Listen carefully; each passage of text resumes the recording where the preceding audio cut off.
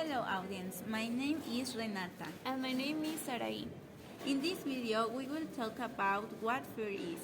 There was a survey made in Puebla, UPAE.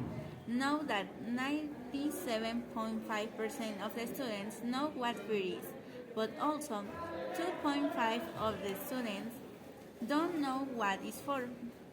For that, I will explain what fear is. Fear is one of the 7 universal emotions experienced by everyone around the world. Fear arises with the threat of harm, either physical, emotional, or psychological, real or imagined.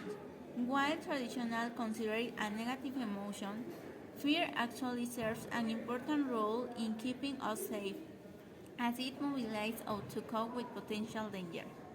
We can say that the most common fears are aerophobia, thalassophobia, and arachnophobia. We think that the reason for these fears is because in their lives the students pass for this situation in their old years. We know that the 65% of the students their first time were afraid was when they had 1 to 5 years old, and also this marked their lives. I know that many students have not yet faced their fears, but it is normal.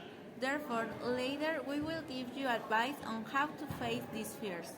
But first of all, we're going to talk about some possible reasons why we often experience fear in our homes. First, the past trauma. Previous negative experience or trauma in the home can lead to lingering feeling of fear. 2. Environment. Poor lighting, strange sounds, or unfamiliar surroundings within the home can create a sense of unsafety. Imagination. The mind can sometimes create irrational fears, especially when alone or in the dark. Number 4. Insecurity. Feelings of vulnerability or insecurity can amplify fear, especially in familiar yet potentially threatening situations. 5. External influence. Media, news, or stories about home invasions or paranormal activity can increase fear perception. Now, fear is good or bad, and why? Well, fear can be both good and bad, depending on how it affects us. In a positive sense, fear can be a protective mechanism, alerting us to danger and helping us avoid risky situations. It can also motivate us to take necessary precautions and make better decisions. However, fear can become problematic when it is excessive or irrational, leading to anxiety, avoidance behaviors, or a diminished quality of life. So it's important to recognize and manage fear in a healthy way.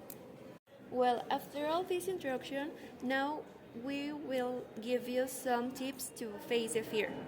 The first tip is to understand your fear. Try to identify what exactly you are afraid of and why it scares you. Understanding your fear can help you comfort it more effectively.